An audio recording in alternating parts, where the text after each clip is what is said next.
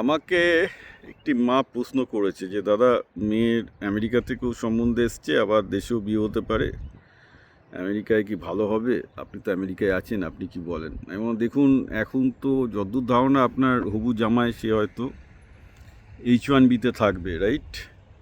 এবার H1B-তে কিন্তু সমস্যা আছে। প্রথমত আপনার মেয়ে H4 ভিসাতে যাবে, সেই H4 ভিসাতে আগে তো কাজ করতে দিত, এখন তো ইদানিং শুনছি কাজ করতে পারবে না। অর্থাৎ আপনার মেয়ে চাকরি করে এমএনসিতে, হঠাৎ গিয়ে দেখবে সে একটা বাড়ির বউ হয়ে গেছে এবং বাড়িতে চিচা করে কাজ করতে হচ্ছে, কারণ এখানে বাসন মাজা থেকে শুরু করে রান্না বান্না থেকে শুরু করে সব কিছু নিজেদের কাজ নিজেদেরই করতে হয়, রাইট?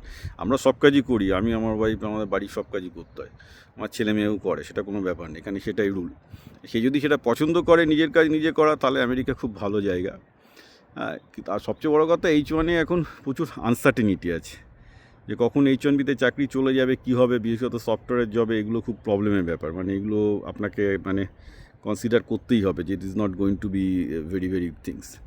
তাহলে বলবে যে তাহলে দাদা আপনি কেন এখানে আছেন, অন্যদের কেন নিরুৎসাহিত করছেন? বললেন, ওকে দেখুন, এটা লোকের প্রায়োরিটির উপর ডিপেন্ড করে। আমি এখন আমেরিকায় থাকি কারণ আমি গ্রামের ছেলে, আমার এইসব ন্যাচারাল পরিবেশ, বিশুদ্ধ বায়ু, বিশুদ্ধ জল ছাড়া পোষায় না।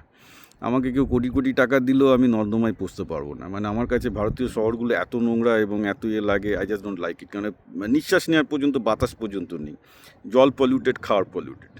তো সেখানে ব্যাপারটা হচ্ছে কি, আমি যত টাকায় দিই না কেন, আমার যতই চাকর বাকর থাকুক না কেন, লাইফ তো হেলথ হাজার্ড আছে, আর I don't enjoy that kind of stuff. তো আপনার মেয়ে কী করবে সেটা কিন্তু আপনার ব্যাপার। আমি আমার প্রায়োরিটি, আমি আর আমার ওয়াইফের প্রায়োরিটি যে আমরা একটা সুস্থ সমাজে থাকবো, যেটা অনেক বেশি নিট অ্যান্ড ক্লিন, তার জন্য আমরা এখানে থাকি, আর কোনো কারণ নেই। এই নয় যে ইন্ডিয়ায় চলে গেলে আমার কোনো কাজের অভাব হবে, বা আমার ব্যবসা ওখানে অলরেডি অনেক বিজনেস পার্টনার আছে, অনেক কিছু ব্যবসা অলরেডি হয়, আমার কিছু যায় আসে না, আমি ইন্ডিয়াতে যে কোনো দিন চলে যেতে পারি। কিন্তু ফ্যাক্ট ইজ, এই যে নিট অ্যান্ড ক্লিন লাইফটা পাবো না। যেমন ধরুন, আমি এখন আশেপাশে যেখানে ভিডিও করছি আপনাকে দেখাচ্ছি, ধরুন এই একটা উপত্যকার মধ্যে আমি দাঁড়িয়ে আছি, হ্যাঁ, এই দেখুন চারিদিক কী সুন্দর পরিবেশ। এর মধ্যে বসতে বসতে আমি জাস্ট কাজ করতে করতে করতে উঠে এসে আমার এআইয়ের কাজ চলছে, আর তার মধ্যে আমি ভিডিও করছি। তো this is the part of the US life, যে এটা খুব হ্যাসেল ফ্রি, নির্ঝঞ্ঝাট থাকে। কিন্তু এখানে ম্যাথরের কাজ থেকে শুরু করে জুতো সেলাই থেকে চণ্ডীকাট, রান্না বান্না সব নিজেকেই করতে হবে। হ্যাঁ, আর H1B-তে যাদের আছে তাদের লাইফ হেল হয়ে যায়, কারণ অনেক ক্ষেত্রে ইমিগ্রেশনের ঝামেলা হ্যান ত্যান আছে, ভীষণ আনসার্টনিটি আছে লাইফে, ভীষণ আপ অ্যান্ড ডাউন আছে, উইচ ইজ দ্য প্রবলেম, এতদিন যেটা ছিল না।